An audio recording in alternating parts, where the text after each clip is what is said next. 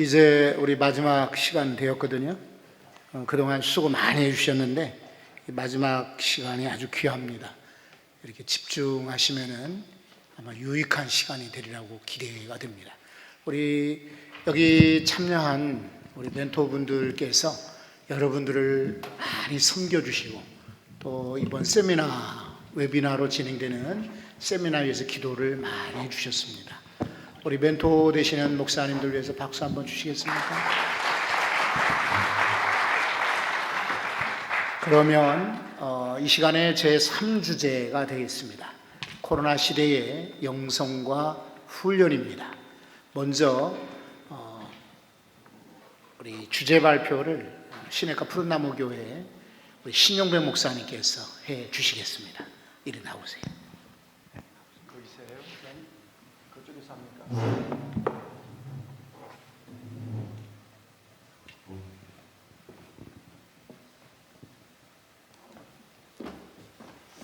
여러분 아침부터 많이 피곤하시죠? 시내가 푸른나무 교회를 섬기는 신용백 목사입니다.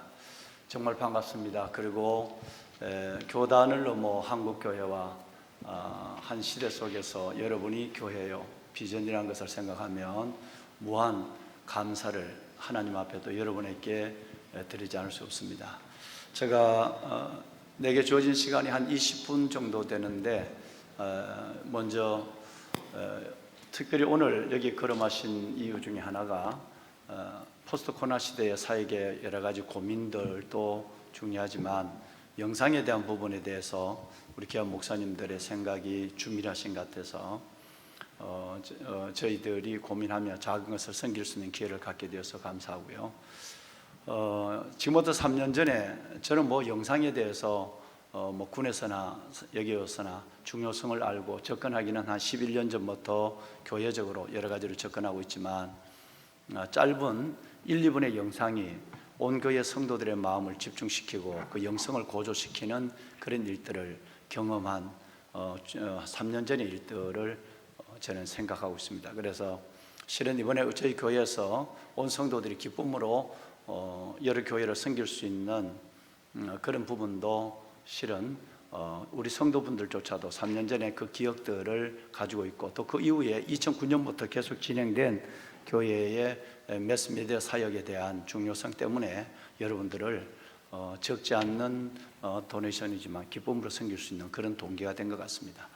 시간이 제한되어 있지만 한 2분 6초 정도의 2017년 3년 전에 제가 안식년을 가면서 6개월 동안 5개월 반 정도 교회를 비우게 됐는데 매우 죄송한 얘기입니다만은 열심히 사역에 집중하신 여러분들에게는 제가 군을 전역하고 30년 만에 바로 들어와서 40년 가까운 동안의 휴가를 한 번도 제대로 가지를 못했어요. 그래서 제가 교회에다가 어렵게 말씀을 드리고 6개월 동안에 제가 한번 안식년을 가면서 순례자의 길도 좀 걸어보고 그런 여러 가지 한번 좋은 경험을 했습니다. 그때 매주일마다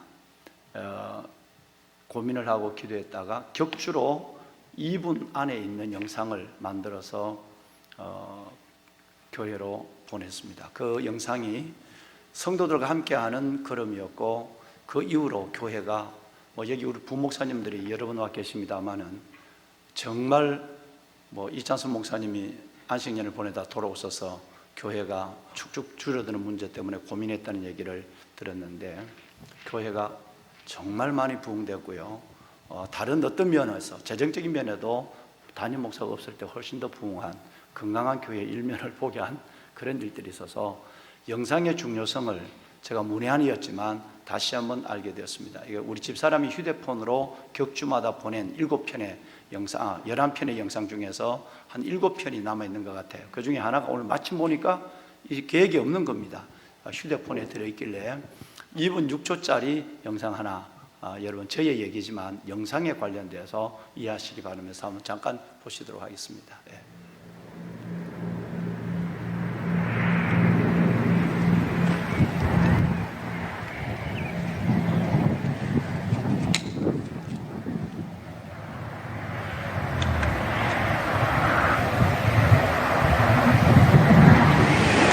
오직 성령이 너희에게 임하시면 너희가 권능을 받고 예루살렘과 온 유대와 사마리아와 땅끝까지 이르러 내 증인이 되리라 하시니라.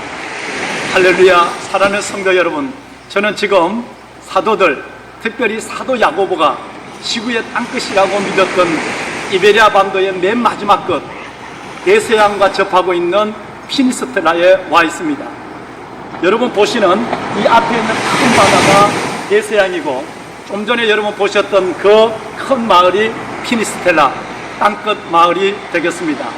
종의 걸음을 여기까지 인도하신 하나님께 감사를 드리고, 무엇보다도 종을 위하여 기도해 주신 성도 여러분들에게 진심으로 감사를 드립니다.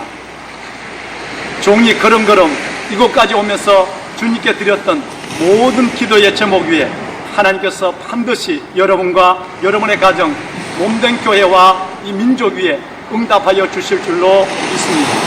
특별히 오늘 새생명 축제 가운데 초대를 받고 처음으로 주님께 나온 새가족 여러분, 보석 같은 여러분들에게 살아계신 하나님이 주시는 놀라운 은혜와 풍성한 축복이 여러분과 함께 하시기를 주의 이름으로 축원합니다. 믿음, 소망, 사랑, 이 영원한 보석을 가지고 하나님께서 허락하시는 귀한 삶을 영광스럽게 살아가는 여러분 모두가 되시기를 주의 이름으로 축원합니다. 여러분 사랑합니다. 그리고 주의 이름으로 여러분 모두를 축복합니다. 네, 감사합니다. 네, 고맙습니다. 네.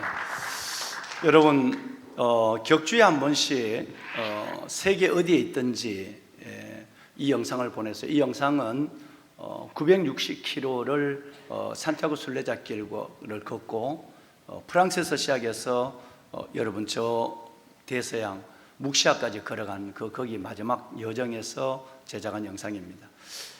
성도들이 담임 목사가 없지만 이 2분짜리 영상 이 하나로 성도들이 담임 목사와 함께하고, 나는 단순한 여가를 즐기고 쉬는 것이 아니라 분명한 목적을 가지고 보내심의 소명 가운데 시간을 보내고 있다는 것을 통해서 성도들과 온전히 교합하는, 저 영상은 우리 집사람이 카메라로 찍은 거예요. 매주 11편의 영상을 찍었는데, 이 짧은 영상이 나올 때 온 성도들이 예배 시간에 이 영상이 나오는 주간 되면 그 시간에 성도들이 그야말로 뒤집어지는 역사가 일어나는 거예요. 여러분들은 아마 작은 저희가 섬기는 이 영상 재료를 가지고 저런 정도의 수준은 결코 아닐 것입니다. 시간도 흘렀고, 그래서 여러분들은 준비된 여러분 목회사에게 일정을 가지고, 또 준비된 여러분의 기술, 또 여러 가지의 기도하는 영성으로서 또 다른 일들을 여러분 교회 안에서 이루어갈 걸로 저는 그렇게 생각을 합니다. 미래는 이미 시작된 미래, 그 미래 가운데 우리의 고민은 분명하죠. 이미 시작된 미래를 살아가는 것도 경험하지 않는 미래를 열어가는 첫걸음의 두려움도 있지만, 더 놀라운 것은 포스트 코로나라고 하는 이 코로나 이 시대 속에서 우리의 사역에 대한 고민은 우리 모두가 적지 않다고 저는 생각합니다. 그러나 제가 오늘 주제 발표에 있어서 한 결론과 시작은 딱 하나입니다.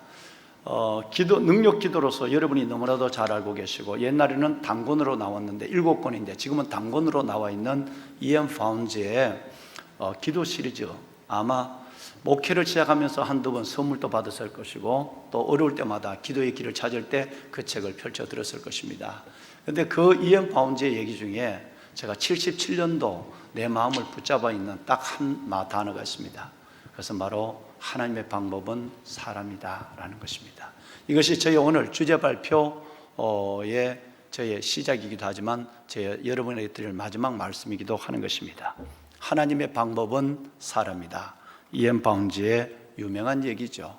하나님은 사람을 통해서만 일하시고, 하나님은 사람을 통해서만 하나님께서는 역사하시는데, 그 일하심 속에서의 동원된 하나님의 방법은 오직 사람밖에 없는 것이죠.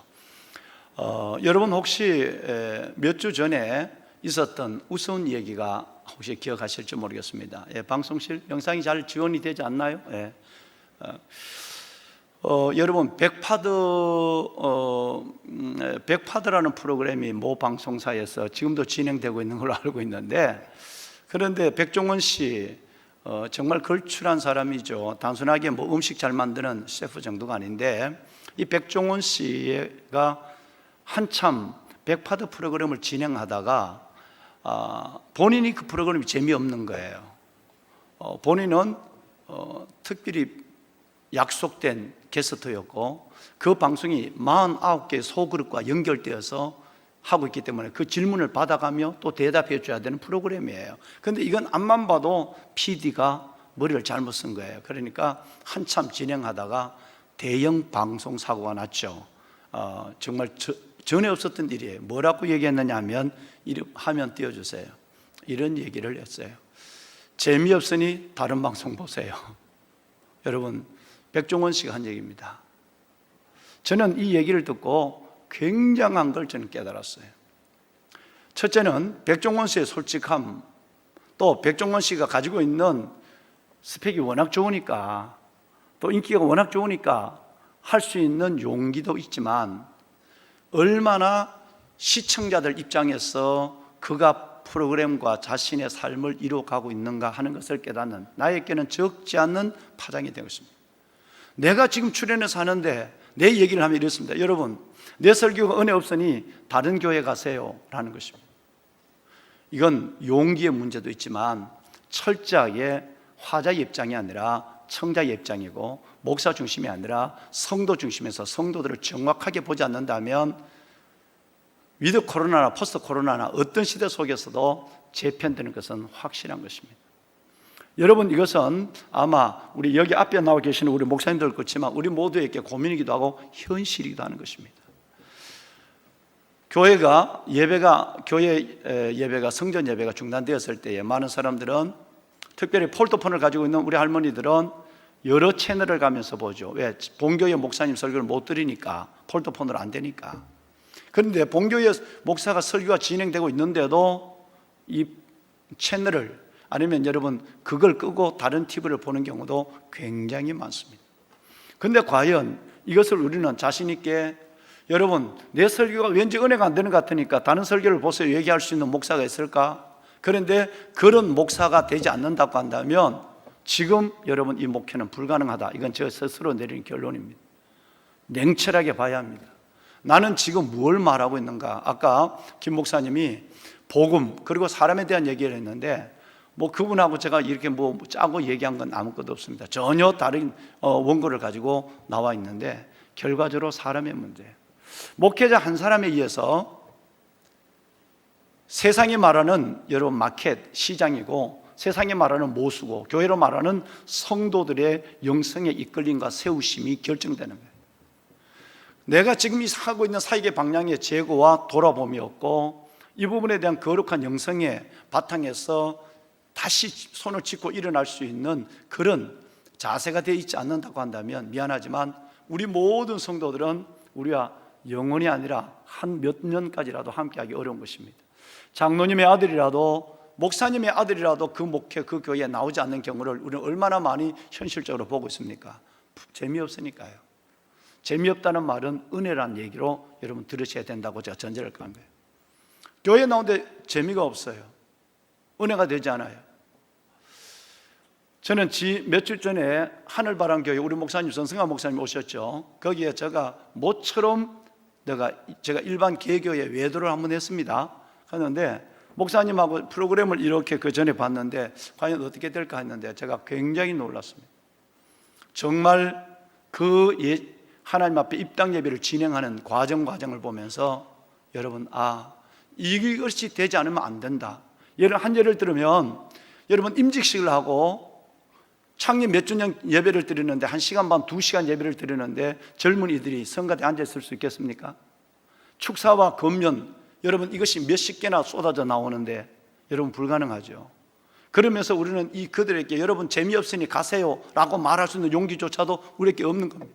몸을 비비틀고 성가대 가운을 찢듯이 벗었다 모았다 이렇게 하고 2시간 동안 아이들이 고역 같은 사역을 하고 있는데, 그것을 은혜로운 예배가 지금 임직식이 진행되고 있다 라고 생각한다면 우리 스스로 모두는 그를 다 쫓아내는 것입니다. 백종원 씨는 매우 존경받을 만한 분이죠. 재미없으니 가세요라고 말할 수 있는 용기도 있지만 우리는 그런 것조차 인식도 못하고 용기도 없는 가운데 한국교회는 흘러가고 있지 않는가를 생각해 봐야 될 필요가 있습니다. 코로나 시대에 우리는 네 가지 중에 하나만 확실하게 이루어진다. 그것도 확실성은 보장되지 않는다는 걸 알 수 있죠. 2000년 동안 지켜온 교회 4대 중임, 캐리그마, 디다케, 디아코니아, 코이노니아, 말씀 선포, 교육 훈련, 봉사와 섬김, 교제와 나눔. 이 네 가지인데 정말 여러분, 우리 교회 같은 여러분과 똑같죠. 이 코로나 시대가 딱 오니까 겨우 한다 해야 하나는 되는 것입니다. 말씀 선포, 그것도 영상으로 말이죠. 이건 어떻게 될 수 있지만 2000년 동안 주님이 우리에게 말씀하셨던 4대 중임 중에서 교육훈련, 캐리그마, 디다케, 디아코니아, 봉사와 섬김, 그리고 코이노니아, 교제와 나눔, 이것이 되지 않는 불균형적인, 다시 말해서 25점짜리 신앙을 과연 얼마 동안 가질 수 있을까라는 것입니다. 극동방송 사장님이 국장들과 찾아와서 어떻게 해서 코로나 포스트 코로나 시대에 시내가 푸른나무 교회가 이렇게 성장할 수 있고 이렇게 놀라운 기적 같은 일을 한국교회에 전무후무하다고 본인이 얘기하더라고요. 이런 어마어마한 일들을 일어날 수 있느냐, 목사님 그것을 한번 방송에 얘기해주고 하라고 했어요. 기도 공부에서 연락이 왔어요. 통합치기에. 근데 제가 놓으라고 했어요. 글도 쓸 수 없고 나갈 수 없다고 얘기했습니다. 신은 오늘 이 자리는 미래 목회위원이 섬기는 자리니까 제가 여러분 순종의 마음으로 썼습니다. 왜 안 했을까요? 제가 우리 교회를 보장할 수 없어요. 그것은 2월달부터 6월달까지의 통계 속에서 우리 교회의 부목사님들, 저분들이 워낙 훌륭하고 여러분 건강한 지체들, 교인이 아니라 증인, 신자가 아니라 제자, 즉 그리스도인이 종교인이 아니라 그리스도인으로 채워져 있다고 담임 목사 스스로 믿는 믿음의 기대 속에서 그래도 5달 동안은 2월달부터 6월달까지니까 이 정도로 교회가 변함없이 건강하게 세워져 있고 더 큰 변화와 부흥을 이루었어요. 그런데 저는 1차적으로 9월 말까지를 봅니다. 2차적으로 내년 4월까지 봐요. 1차적으로 9월 말까지 갔을 때 시내가 푸른나무 교회가 건강할까? 저는 장담하죠. 저는 교회 앞에 선포했어요. 9월 말까지 예수님이 말씀하신 이 네 가지 중에 하나밖에 못하는 교회인데 하기는 하죠. 여러분 저 영상을 통해서 풀 HD로 송출되는 이 일들을 통해서 하죠. 그러나 교육훈련, 줌으로도 하고, 별별 거 다 지금 노력을 하고 있고, 기관, 모든 각경은 움직입니다. 그러나, 부분적이에요. 아이 컨택이 되지 않는 겁니다. 그리고 받기만 받고 온 좋은 설교를 다 듣는데, 그 다음에 디아코니아, 봉사가 이루어지지 않습니다. 2100명이 봉사하던 우리 교회 봉사가 지금은 110명 정도 봉사하는 사람으로 바뀌어졌어요. 20분의 1밖에 봉사하지 않습니다. 과연 건강할까요? 동역자 여러분, 코이노니아, 거리두기라는 이름은 우리에게 일상이 되었습니다.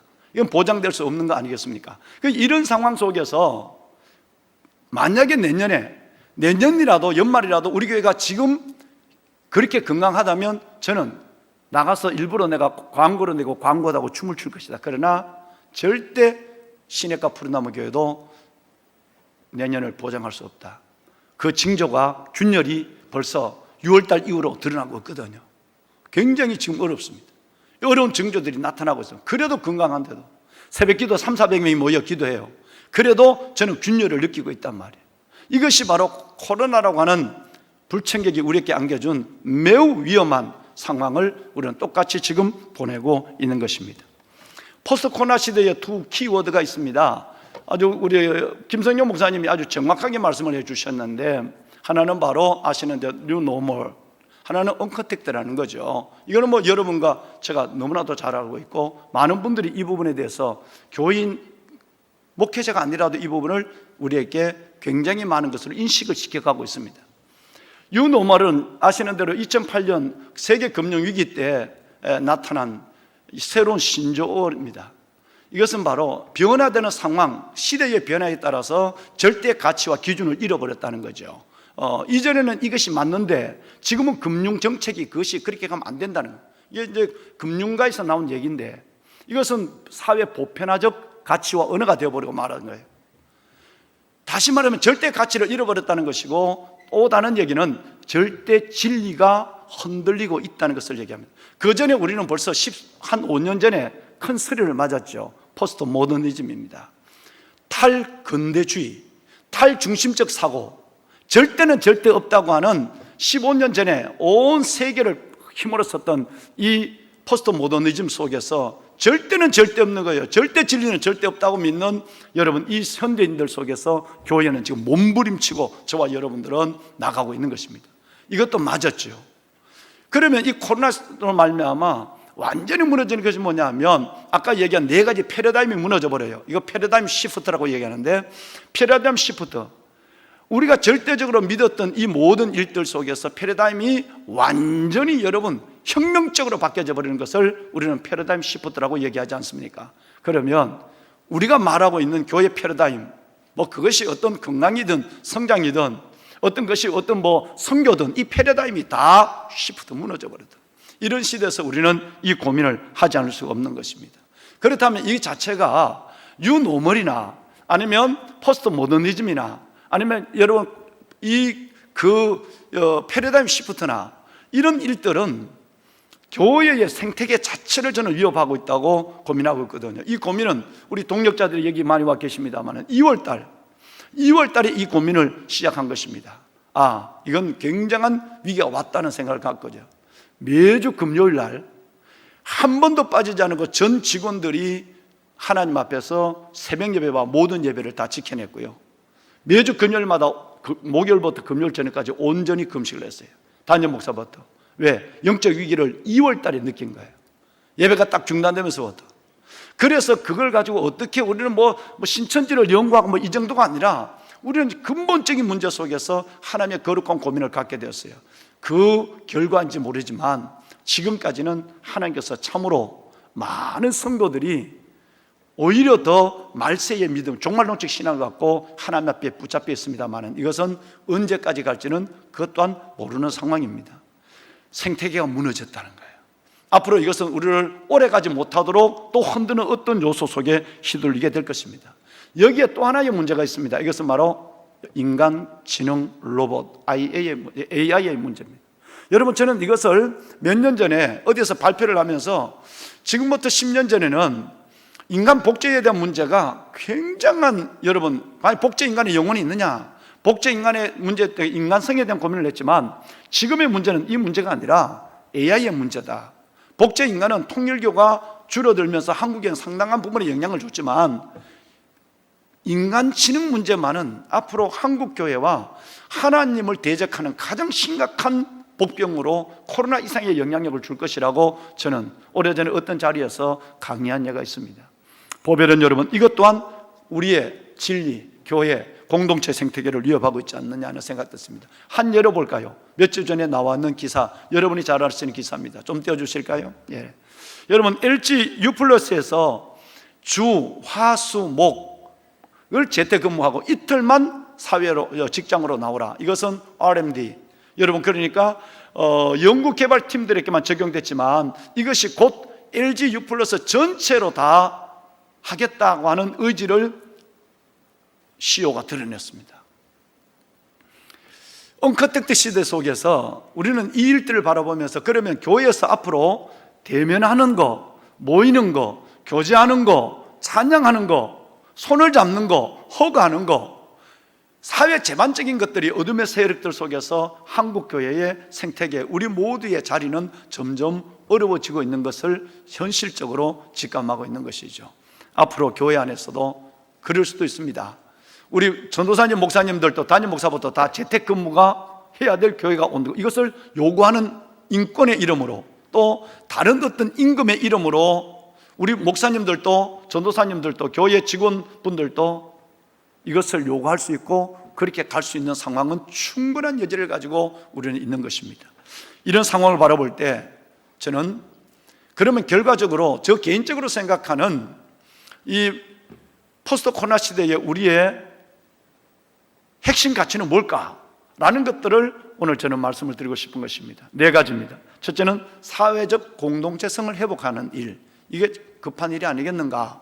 두 번째는 엉성과 여러분 그리시라고 하는, 다시 말해서 응선이라고 하는 이 말은 이따 설명을 다시 드리겠습니다만은 엉성이라는 말은 본래 천주교에서 붙는 성류를 가리키는 것인데, 이것은 열정이라는 단어와 또 하나는 기름 부으심이라는 단어가 합해져 있는 단어가 엉션입니다. 저는 엉션만큼 우리에게 필요한 단어도, 필요한 자세도, 필요한 철학도 저는 없다고 저는 생각하거든요. 엉션이에요.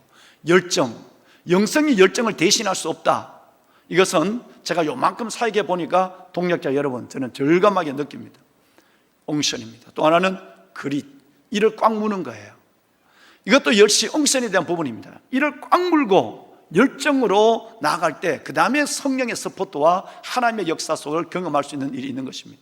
우리는 되지 않는다, 할 수 없다, 제도적으로, 국가적으로, 그리고 교회적으로 이런 일들이 와버리면 우리의 모든 그나마 하던 열정과 움직이는 동력조차도 다 사라져버린 것입니다. 다시 엉션과 그릿이 회복되지 않으면 교회는, 우리의 사역은 이제 여기서 끝을 봐야 되지 않느냐 하는 좋지 않은 예언을 할 수 있는 것입니다. 세 번째는 내 자신의 영혼 관리와 그리고 성도들의 영혼 관리, 미니스트리 매니저먼트예요. 마지막 네 번째는 제자 훈련과 소그룹입니다. 바로 우리의 얘기를 하고 싶은 것입니다.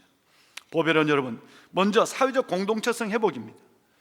우리가 그동안 너무 우리가 우리 안에서의 교회 안에서 갇혀 있었다는 것을 다시 한번 깨닫게 되고, 이번에는 여러 가지 분위기 속에서 한국교회가 위협을 받고 있는, 외적으로 정치적으로 위협을 받고 있는 상황 속에서 더 우리는 지금 어찌할 줄 모르는 것입니다.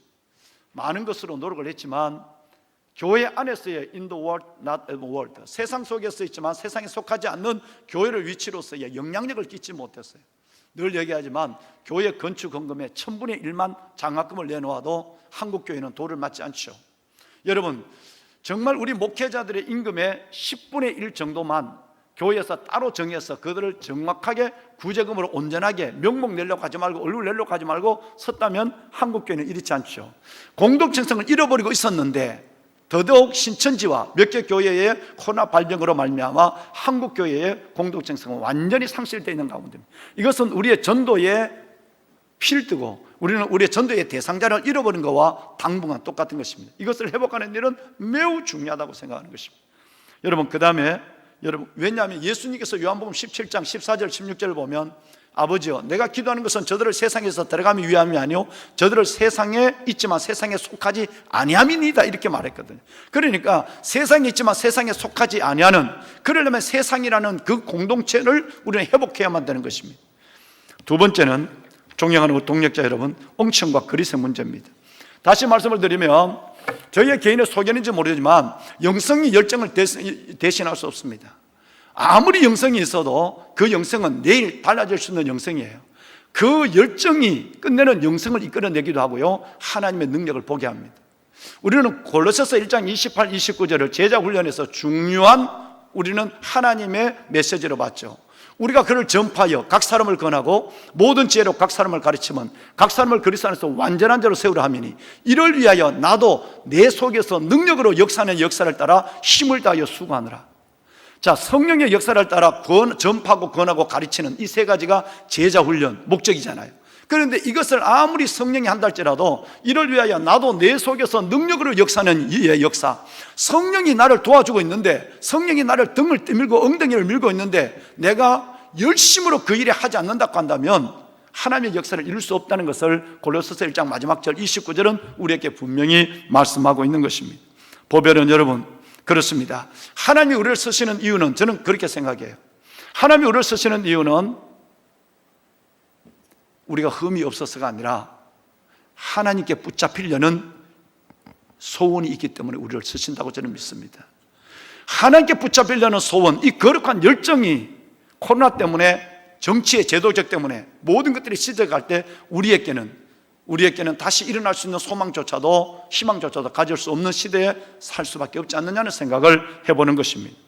제가 좋아하는, 우리 목사님들이 떠나면 저 자필로 꼭 서주는 편지 하나가 있습니다. 그 편지의 끝에 꼭 쓰는 것이 하나가 있는데, 여러분이 잘 아시는 사자성어 영과 구진입니다.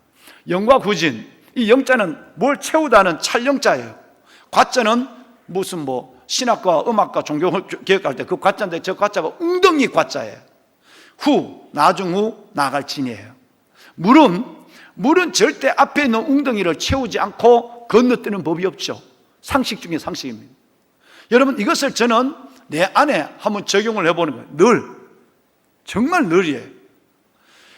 내 가슴이 먼저 채워지지 않으면, 물은 앞에 있는 웅덩이를 채우지 아니하고 지나가는 법이 없는데, 정말 저와 여러분이 이 웅덩이, 내 영혼이 하나님의 말씀과 영으로 채워지지 아니하고 내가 사역으로 나갈 수 있을까? 채워지고 나서 그리고 나서 사역으로 나가는 거예요.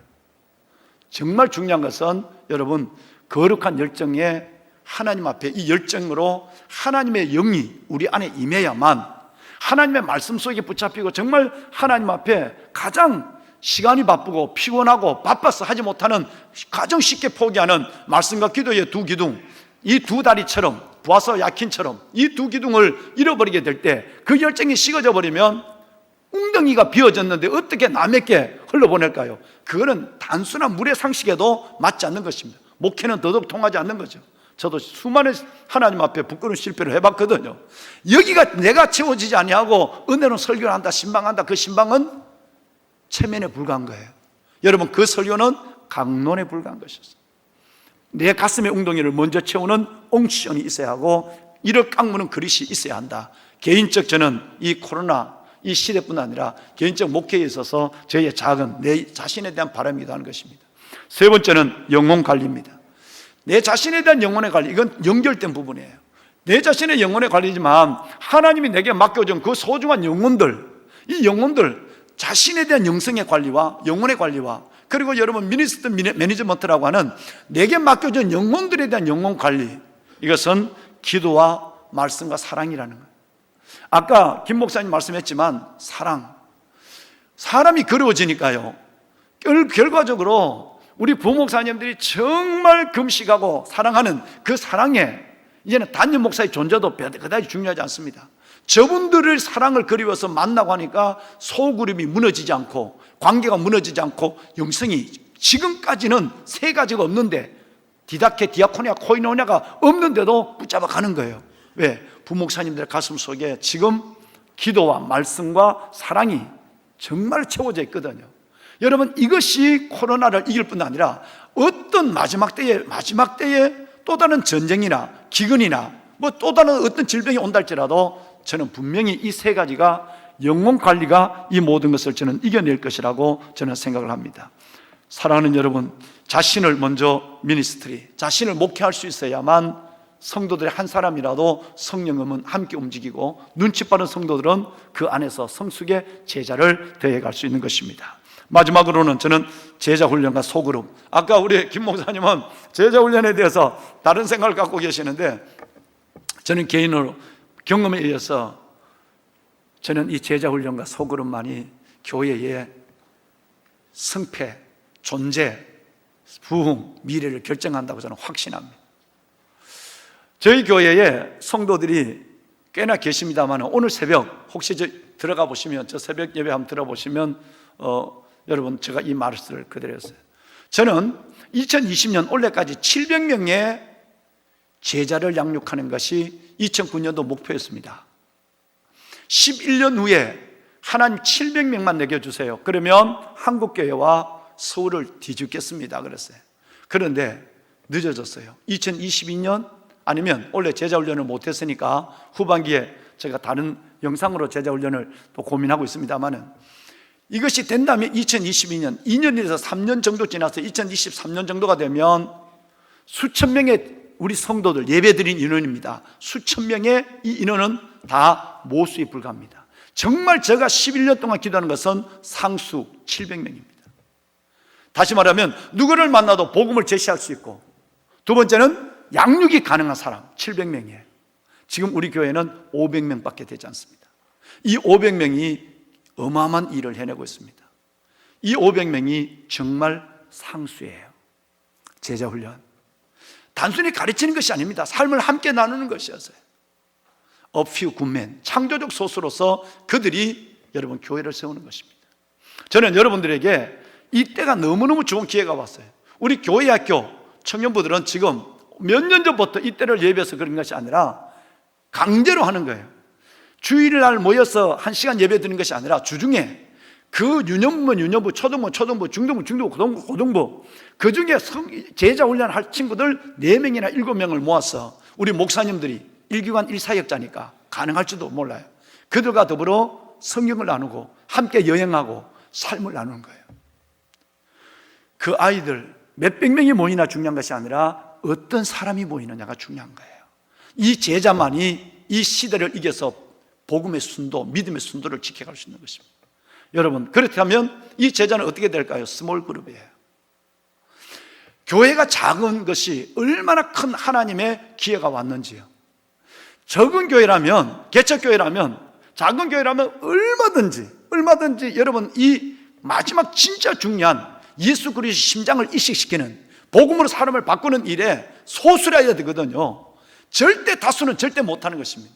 그러니까 이 시대에 하나님이 이 포스트 코로나 시대, 아니면 어떤 위드 코로나도 좋아요, 뭐 어떤 것 관계없이, 이것에 관계없이 정말 교회의 생명력은 작은 스몰 그룹이에요. 그러니까 목사님 여러분들 정말 그 몇 명이 안 되면 그 몇 명을 붙잡고 제자 훈련을 하셔야만 해요. 이 소그룹을 통해서 하나님의 나라가 임하는 것입니다. 화면을 하나만 보시겠습니다. 2000년 전 전투는 이것이었습니다. 팔랑스 전투였어요. 네, 여러분, 팔랑스 전투는 그 유명한 전투죠. 군대와 군대가 힘으로 충돌하는 것입니다. 창의 길이가 2.6m부터 6.4m까지예요. 그러니까 이 전투를 두 대가 충돌하는 겁니다. 이게 고대 전투의 전형적 유행이 팔랑스 전투예요.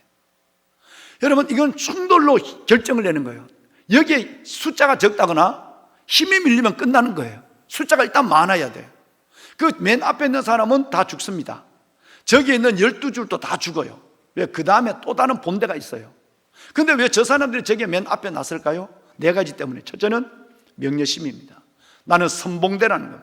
군에 갔다 온 사람이 선봉대가 얼마나 중요한지 알잖아요. 선봉대. 두 번째는 여러분 두 번째는 복종심이에요. 명령이 가는 거예요. 세 번째는 신뢰성입니다. 우리가 앞에 가 있지만 나를 두고 뒤에 사람 도망가지 않는다는 걸 확신해요. 저 사람 같이 전쟁에 죽는 걸 믿어요. 네 번째는 바로 공동체성입니다. 자기가 살면 가족이 살아요. 자기 죽으면 가족이 죽는다는 걸 알아요. 그러니까 저 팔랑스 전투에 나가는 겁니다. 그런데 이제는 이 전투가 통하지 않습니다. 요즘은 저 전투가 없죠. 요즘은 전체가 대규모 힘을 충돌한 전투가 아니에요. 작은 여러분 각 전술과 전략에 따라서 워게임을 하면 소그룹을 어떻게 여러분 그 지휘소를 때려 부수는가, 게릴라전, 그리고 비전투 전력으로 움직이는 거예요.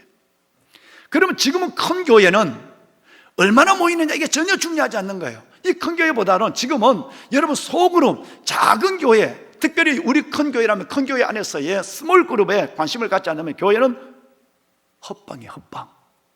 헛방입니다. 티밥이에요. 티밥. 훌불어 날아가는 거예요.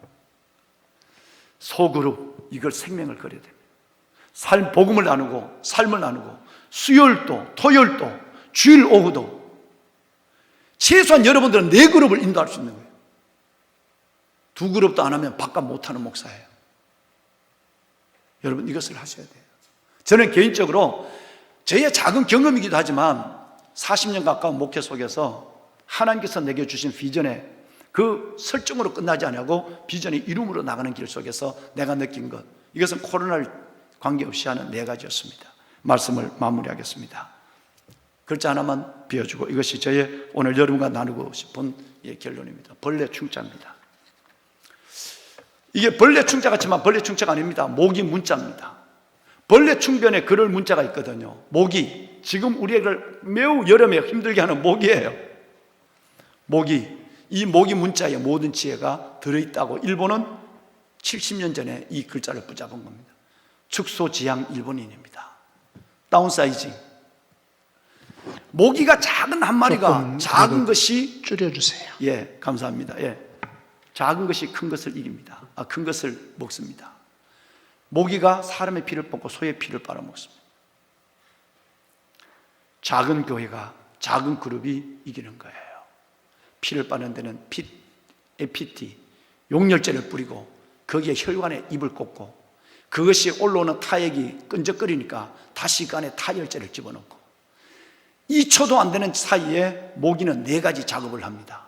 그래서 지 덩치보다 몇만 배 더 큰 인간과 소, 짐승의 피를 뽑아가죠.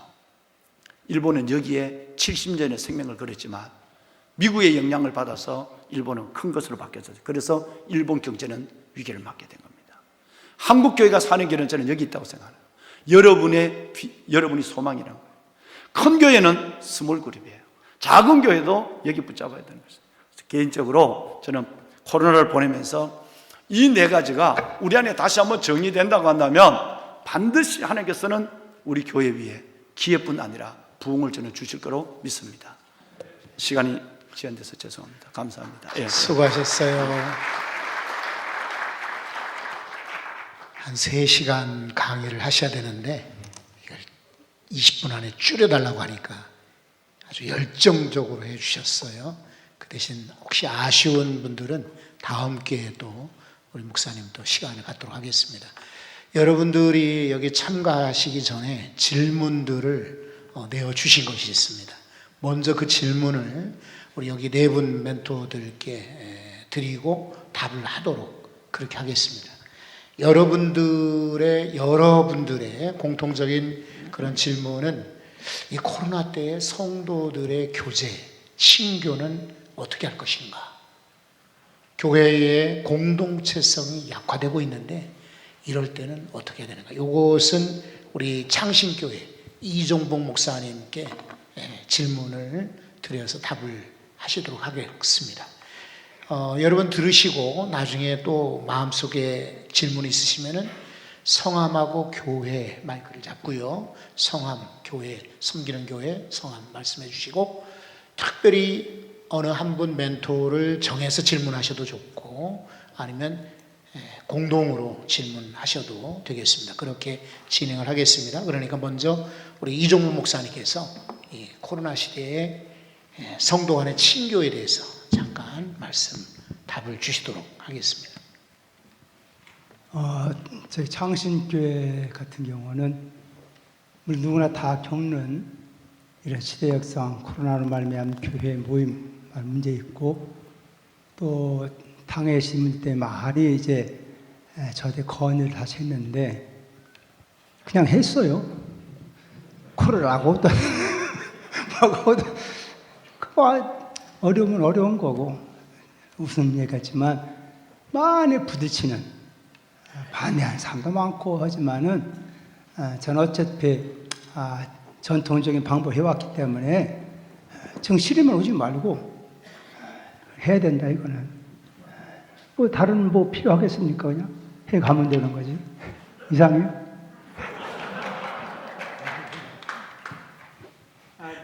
너무 갑자기 정인 것 같은데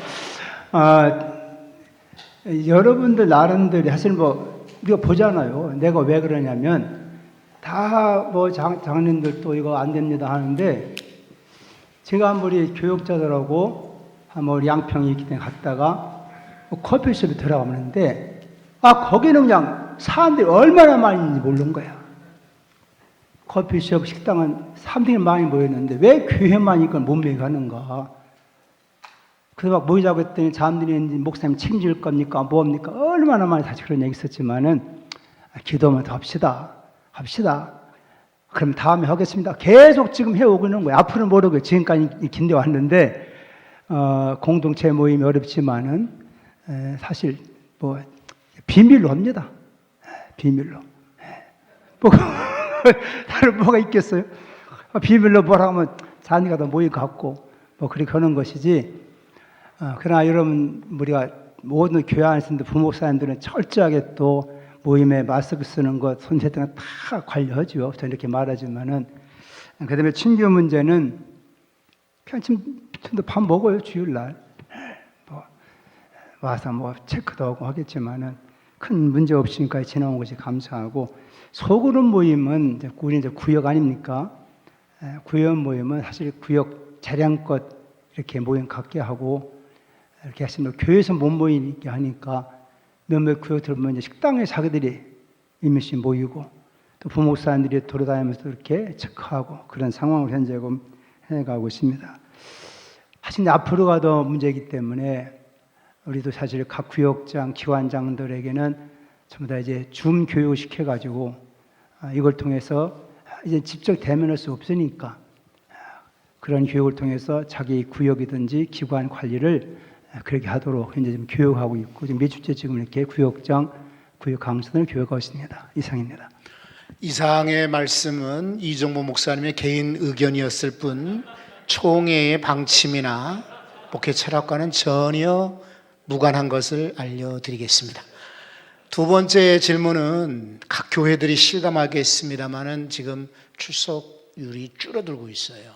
그래서 신앙이 약화될 것을 지금 아마 목회자 여러분들이 가장 심각하게 가지고 있는 고민인 것 같아요. 그래서 여러분들이 참가 신청할 때에 그런 질문을 여러분이 주셨다고 하는데 이럴 때에 아주 선명하게 이렇게 복음을 전하고 있는 우리 등촌제일교회 강철구 목사님이 한번 여러분들에게 조언을 해주시면 아마 도움이 될 거라고 생각이 됩니다.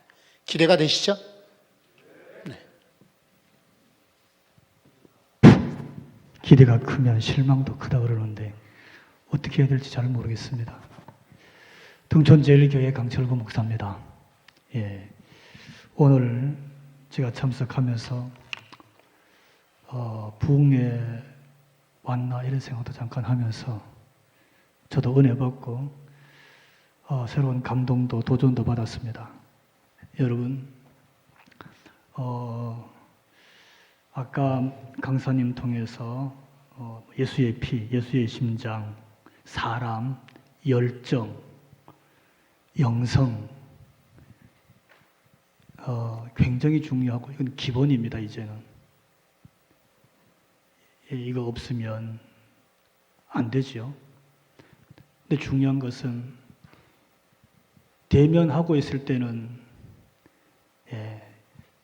그 전도 보이고 지금도 보이고 앞으로도 예측할 수 있기 때문에 목회 현장에서 대면 목회는 그래도 됐다고 저는 생각합니다.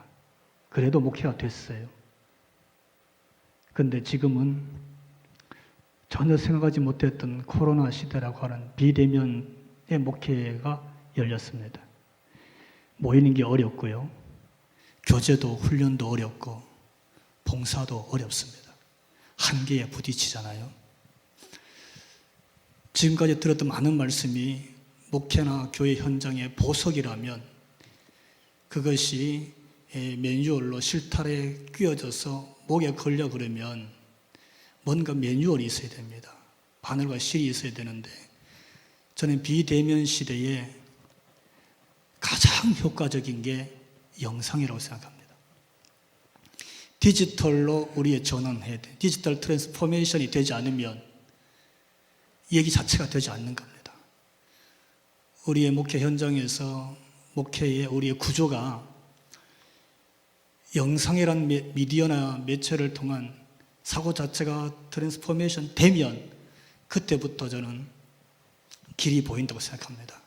그러니까 예배도 그렇고요. 교육도 그렇고 봉사도 그렇고 훈련도 그렇고 비대면 시대에 그 사람이 그냥 세상에 흩어져 있습니다. 어디 있으면 어떻습니까? 모이는 게 어려울 때는 어디에 있든지 어느 장소에 있든지 거기서 예배가 될 수 있고 훈련이 될 수 있고 교육이 될 수 있고 섬김이 될 수 있고 예를 들면 예수의 피가 전해지고요. 예수의 정신이 나타나고 예수의 삶이 그 자리에서 묻어나고 예수의 증인의 삶을 살 수 있는 것이 세상에 있는데 현장의 자리라 그러면 거기서 그게 이어질 수 있게 하고 유지될 수 있게 하고 거기서 훈련이 될 수 있게 하고 그 가치가 계속 그 사람에게 성숙하거나 성장하게 할 수 있는 길은 디지털을 이용하는 겁니다. 저도 잘 못해요. 그래서 우리 부목사님들을 불러서 배우고 연습하고 책도 몇 권 읽고 그러는데 저는 참 어렵더라고요. 근데 이것보다 더 효과적인 현재 오늘 코로나 시대 현장에서 쓸 수 있는 도구는 없어요. 너무 좋아요. 영상으로 하는 거. 그걸 통해서 현장에 있는 우리 성도들이 그 가치와 그 의미를 유지하게 하는 거예요. 근데 참 안타까운 것은 빈익빈 부익부 현상이 교회에 일어나고 있는 것 같아서 그건 참 안타까워요. 언택트란 말을 썼는데 저는 그게 자기가 목회하는 자기 교회 성도에게 한정되어야 된다고 생각합니다. 미디어나 디지털을 이용한 신앙훈련, 교육, 그 사람이 삶의 현장에서 그리스도인으로 살아낼 수 있도록 하는 목회가 성도를 향해서 우리가 갈 때에 우리 언택트는 자기 교회, 자기 성도에게 한정할 수 있는 기준을 가져야 한국 교회가 사는 길이라고 생각합니다. 그렇게 되려고 그러면은 장비가 어려울 수 있고 내용이 좀 어려울 수 있지만 하나 제가 제안을 드리면 여러분이 다 멋진 유튜버가 될 필요는 없어요. 저는 그렇게 생각해요. 멋진 유튜버로 멋진 영상을 만들 필요는 없어요. 재미있는 거 만들 필요도 없어요. 재미있는 건 세상에 훨씬 더 많고요. 내 교회가 또는 내가 우리 성도에게 줄 수 있는 진정성을 담은 그 의미와 가치를 전달해 줄 수 있는 시간도 사실 뭐 별 제약이 없어요. 좋은 의미가 있으면 시간이 좀 길어도 얼마든지 볼 거고요. 아무리 멋진 영상을 만들어도 한번 봤더니 이게 되면 다시 안 볼 거예요. 그러니까 아마 디지털 시대를 활용한다 해야 되는 시대에 여러분이 영상 미디어를 통해서 우리 성도들 언택트에서 내가 목회한다라고 했을 때에는 그런 의미를 담아서 내가 줄 수 있는 좋은 의미와 가치를 살려서 내가 목양하고 있는 성도들의 신앙을 성숙시키고 성장시키고 훈련할 수 있는 길로 가면 오늘 우리가 배운 절은 영상 장비 같은 게 충분히 우리 목회에 도움이 되고 어쩌면은 불러 앉아서 대면하는 것보다 더 큰 효과도 나올 수 있다고 저는 생각합니다. 그런 측면에서 오늘이 우리 한 걸음이 됐으면 좋겠다는 생각합니다. 도움이 되셨는지 모르겠습니다. 이상입니다. 네, 고맙습니다.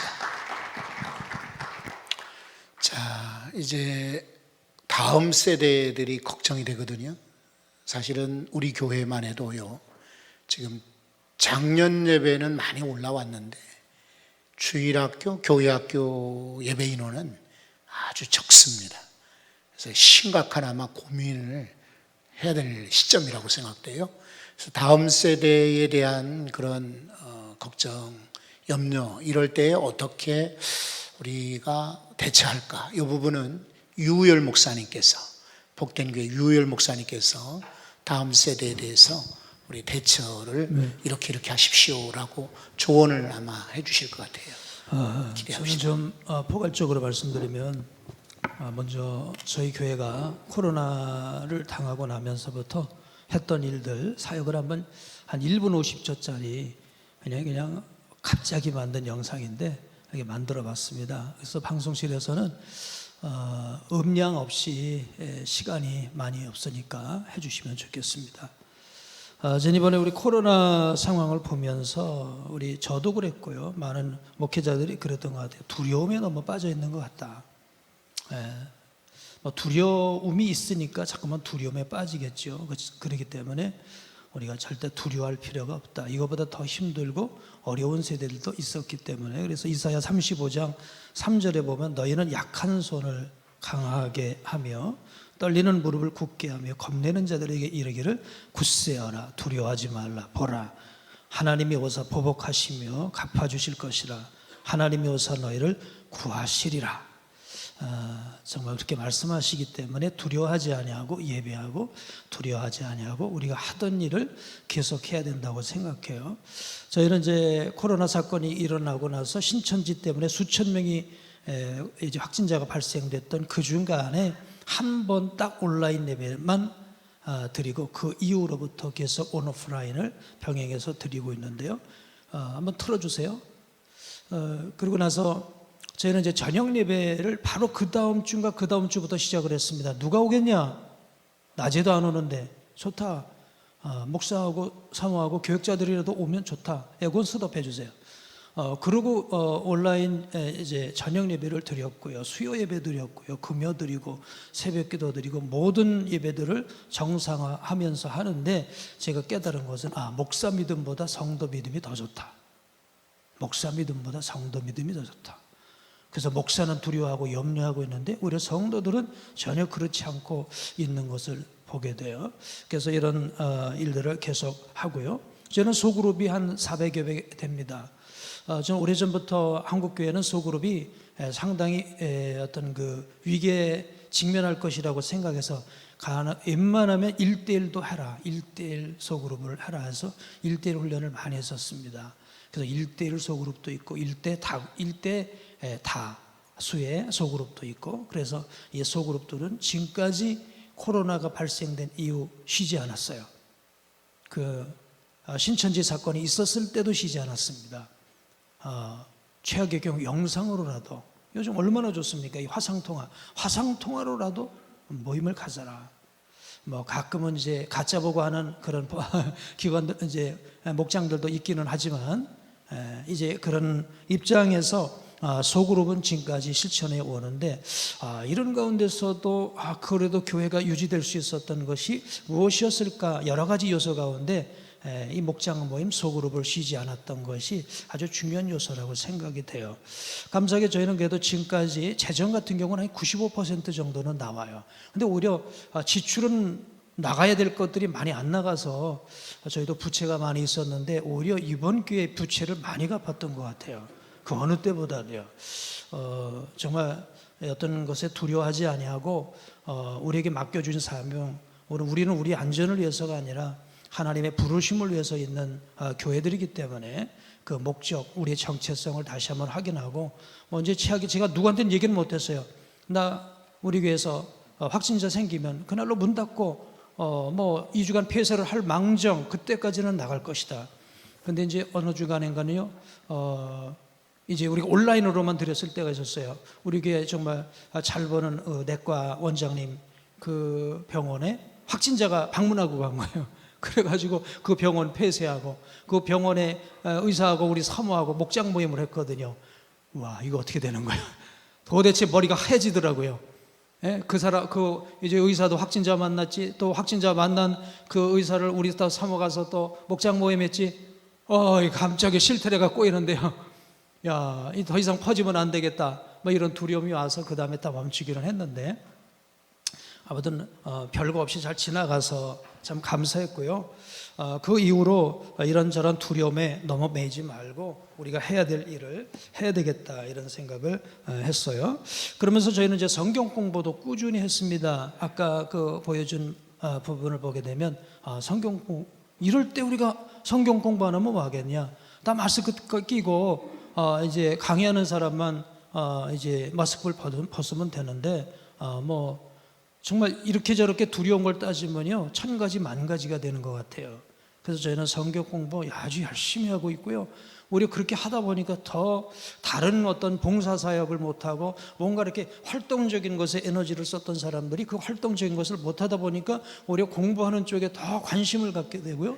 그런 것 같아요. 그래서 그 어느 때보다도 성경 공부의 은혜가 깊은 것 같고요.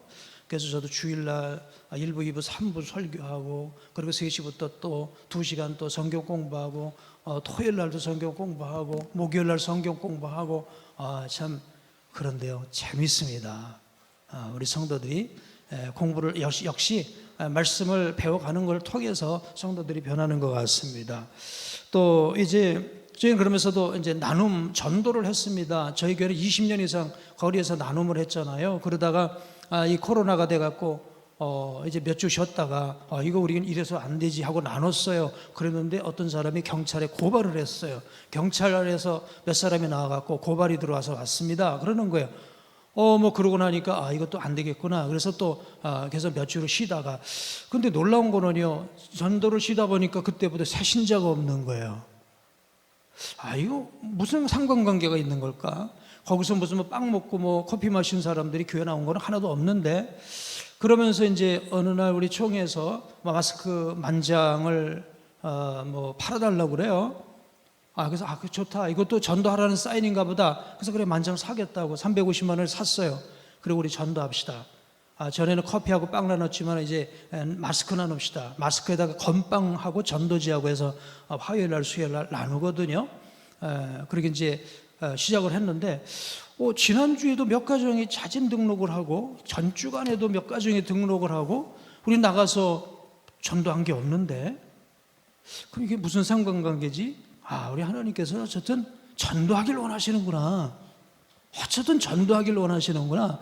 그거를 제가 다시 한번 느끼면서 우리가 힘들다고 코로나라고 어렵다고 전도를 쉬고 나니까 사신지 없는 게 너무 당연스러운 거예요. 뭐 정말 그 어느 때인가는 사신지 한 번만 없으면 좀 금식하고 회개해야 될 정도로 마음이 힘들었었는데 코로나 되고 나니까 사신지 없는 게 너무 당연한 이런 일상이 되면서 이게 도대체 뭐지? 물론 코로나에다 다 붙여버리면 되긴 되지만 우리가 전도셨구나. 그래서 이제 그 마스크 전도를 하는데 하나님께서 그걸 이쁘게 보셨는지 생각지도 않은 뭐 그런 분들이 또 새신자가 등록하는 이런 것들을 보게 됩니다. 그리고 저는 이제 사실 저는 예언가는 아니지만 한국교회 반드시 위기 온다. 그럼 위기 오면 어떻게 대처할 거냐? 결국 개인이 하나님의 말씀을 매일같이 만나고 매일 하나님의 음성을 듣지 않으면 결국 해답 없다. 설교자 설교 갖고 안 된다. 교회 공동체 소그룹 모임 갖고 뭐 어떤 인간적인 교제 거기서 기쁨은 있어도 돌아서면 더 허탈하다. 그리고 모임 가져갖고 늘 좋은 얘기만 하냐 가서 뭐 뒷담하고 이런저런 얘기하고 오히려 가서 더 상처받고 힘들다. 결국 매일같이 말씀 앞에 무릎 꿇어야 된다. 매일 하나님의 음성 들어야 된다. 제가 6년 전부터 저희 교회에 그거 실천을 했어요. 그래서 저희는 이제 주일 예배 드리기 전에 제가 설교하기 전에 항상 우리 평신도가 설교를 합니다. 5분 설교를 해요. 평신도 5분 설교는 제가 늘 그런 얘기했어요. 어느 날 제가 담임 목사가 설교 안 하고 평신도가 설교했으면 좋겠어요. 그런 얘기를 한 적이 있거든요. 우리 평신도가 날마다 말씀 묵상하면서 성경적인 설교를 담임 목사 대신에 할 수 있으면 좋겠다. 그래서 지금 5분 설교를 하는데요. 그 5분 저보다 먼저 이렇게 말씀 나눔할 때 저도 많이 은혜 받고 성도들도 은혜를 받습니다. 우리 아까 이제 목사님 다음 세대 얘기를 하셨는데요. 저도 이제 목회하면서 탈진이 왔을 때가 있었어요. 목회 탈진은 다음 세대에 대한 희망이 안 보인다라는 것입니다. 지금 그래도 뭐 40대, 50대 이런 사람들이 다 헌금해요. 뭐 안 나와도 헌금도 하고 뭣도 하고 다 하더라고요. 그런데 지금 10대 그리고 초등학생들 이 아이들에 대해서는 우리가 어떻게 장담할 건가? 장담할 수가 없겠더라고요. 그래서 그때부터 고민했던 게 학교거든요.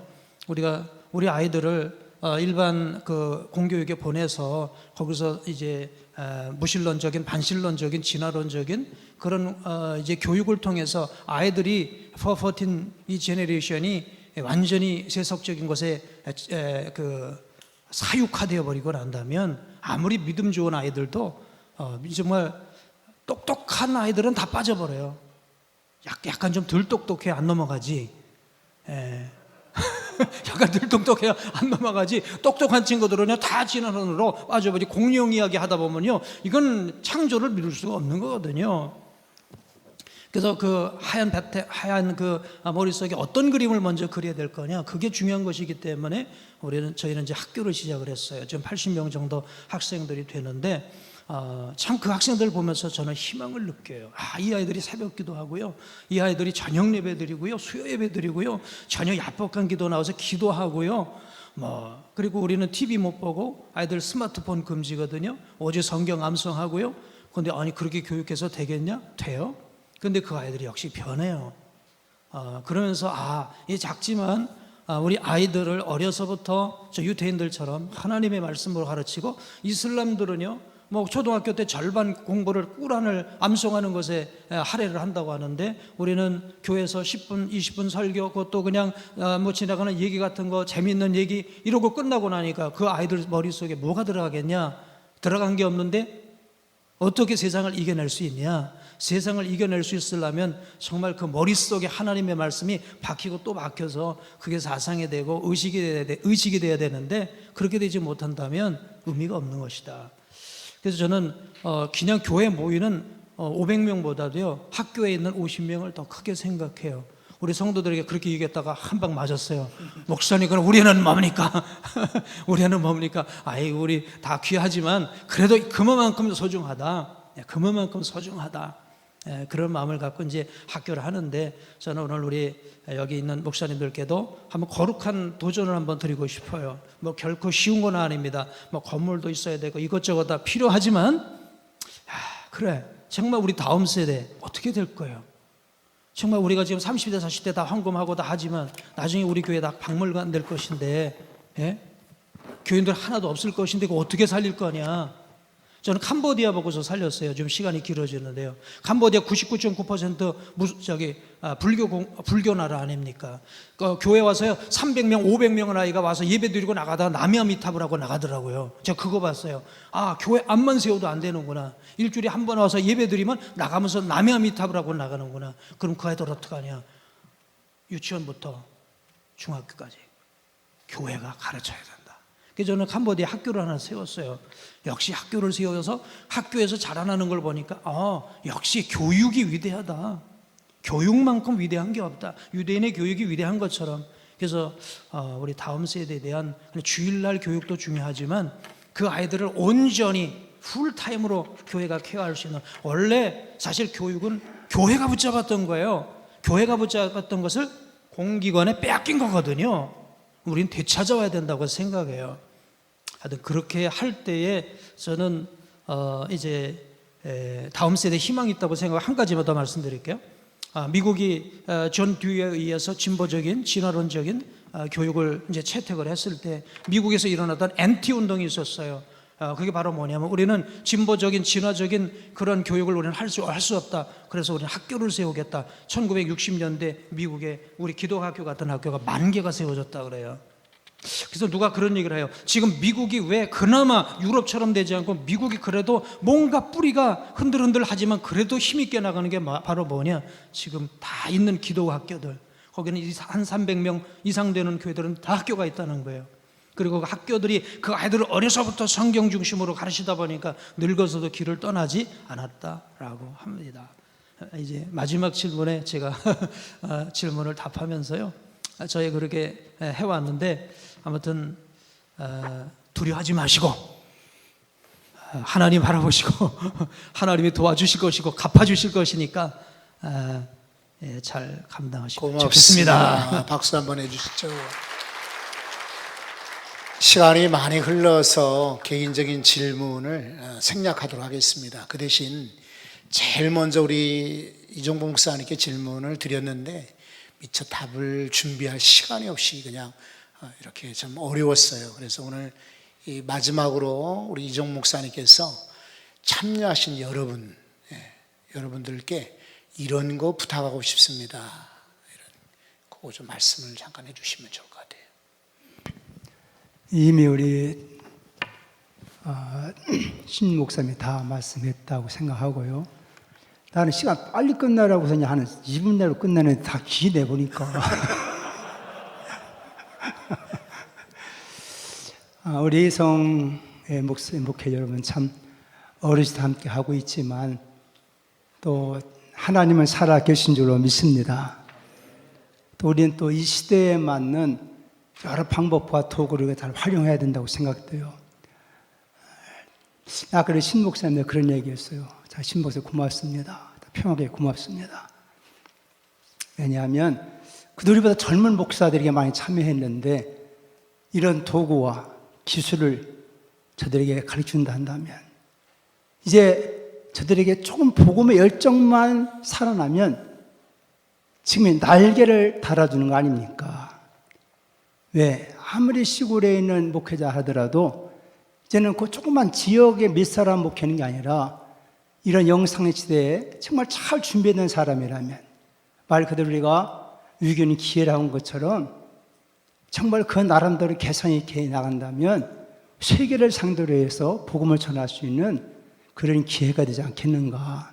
그래서 우리가 이 귀한 섬김이 참 아름답고 복된데, 선배들 입장에서는 다만 여러분 이런 짧은 시간이지만 큰 도전, 울림을 받고 나가서 여러분 한번 시작해 본다면, 또 하나님 역사한다면 큰 역사 이룰 줄로 믿습니다. 우리 선교단이 그런 면에서 또 희망이 있다 생각하고, 또 왜냐면 많은 또 이렇게 보니까 젊은 분들이 이렇게 의욕적으로 참여하셔서 참으로 감사드리고, 다만 저는 뒤에서 그냥 기도해 가면서 또 우리 앞으로 우리 교단이나 여러분들이 시대가 다 있는 것처럼 마지막 때는 정말로 아까 우리 김 목사는 그런 설교했지만은 거룩한 지도자, 이 바로 성결성 있는 목회자가 제대로만 쓴다면 또 하나님 큰 역사를 교단을 통해서 여러분을 통해 반드시 이룰 줄로 믿습니다. 끝까지 승리하시기 바랍니다. 예, 감사합니다. 자, 우리 멘토 여러분들은 내려가시고 박영수 목사님께서 마지막 진행을 해주시기 바랍니다. 중요한 광고를 드리도록 하겠습니다. 여러분이 오전 시간에 영상 활용법에 대해서 강의를 들으셨는데 CTS 이 본부장님이나 지사장 이분들이 요청하는 게 있습니다. 단톡방을 만들어 주시면, 그래서 거기에서 여러분들이 영상을 찍다가 기기를 하다가, 물론 인터넷 검색하면 나올 수도 있지만 그래도 단톡방을 만들어 주시면 거기서 답도 드리고 이렇게 조언을 주시겠다고 약속을 했어요. 아울러 여러분들이 신명보 목사님, 이종복 목사님, 여기 훌륭한 우리 강철구 목사님, 류열 목사님, 박영수 목사님, 이렇게 멘토방과 함께 또 한 분 한 분 단톡방을 만들어서 몇 분이라도 괜찮습니다. 제가 이종복 목사님께 이런 것을 좀 여쭤보고 싶습니다. 또 신 목사님, 저 이런 거 배우고 싶습니다. 유열 목사님, 그렇다면은 그 학교는 미래에 어떻게 우리가 준비하는 게 좋을까요? 각 멘토들마다 단톡방을 여러분들이 만들어 주시면은 거기서 답을 하도록, 온라인으로 하도록 그렇게 하겠습니다. 그리고 우리 박영수 목사님 이렇게 나오셨는데 박수로 우리 맞아 주시기 바랍니다. 여러분 받은 유인물 코로나 대응 피드백 설문조사합니다. 이미 다 하신 분도 계시지만 혹시 안 하신 분 계시면 좀 이 시간에 해주시면 고맙겠습니다. 여러분의 설문조사, 이 설문하신 것들이 또 다음 저희들 행사와 또 여러 가지를 준비하는 데 큰 도움이 됩니다. 1번 하셨고요, 2번 체크하셔주시고, 3번 코로나 시대 교회 영상 활용법 통해 직접 영상 제작을 할 수 있을 것 같습니까? 자꾸 해보셔야 됩니다. 4번은 좀 기록을 좀 해주시고요. CTS 기독교 TV에서 제공하는 영상 촬영 및 편집 교육에 참여할 의사가 있으신가요? 5번, 코로나를 극복하기 위한 개교회의 전략을 세우기에 도움이 되었습니까? 6번, 웹비나 참가 인원의 수는 적당했습니까? 7번, 참가자에게 증정한 선물은 유익합니까? 8번, 오늘 진행한 웹비나를 통해서 고민이 해소되었다면 어떤 부분입니까?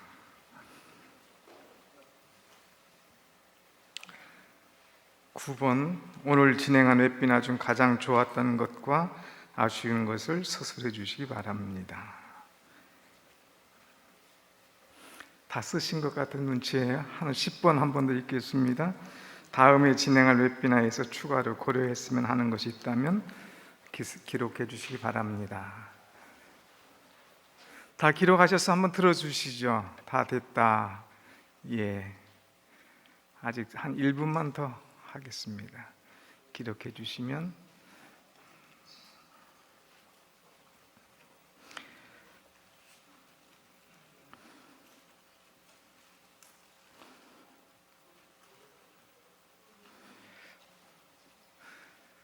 그러면 다 기록하신 분 좀 들어주시면 우리 목사님 회수하도록 이렇게 하겠습니다. 나가시면서. 네, 알겠습니다. 그러면 제가 폐회 기도하고 마치도록 하겠습니다. 다 같이 기도합니다. 내 영혼아, 내가 어찌하여 낙심하며 어찌하여 내 속에서 불안하여 하는가? 너는 하나님께 소망을 두라. 그가 나타나 도우심으로 말미암아 내 하나님을 여전히 찬송하리로다. 아멘. 거룩하신 하나님, 코로나로 인하여 불안하고 또 낙심 가운데 있었으나 다시금 하나님 앞에 소망을 두고 일어설 수 있도록 은혜의 시간 주심을 감사합니다. 한 영혼을 사랑하며 열정을 회복하여서 우리에게 주신 귀한 사명을 잘 감당하게 하여 주시옵소서. 이제 모두 마치고 돌아갑니다. 오늘 하루 종일 배운 거 잘 적응하게 하시고 일어나는 우리 교회가 되게 하여 주시옵소서. 귀가하는 발걸음 안전하게 하시고 주 안에서 모두가 다 평안하도록 역사하여 주옵소서. 예수님의 이름으로 기도하옵나이다. 아멘. 감사합니다.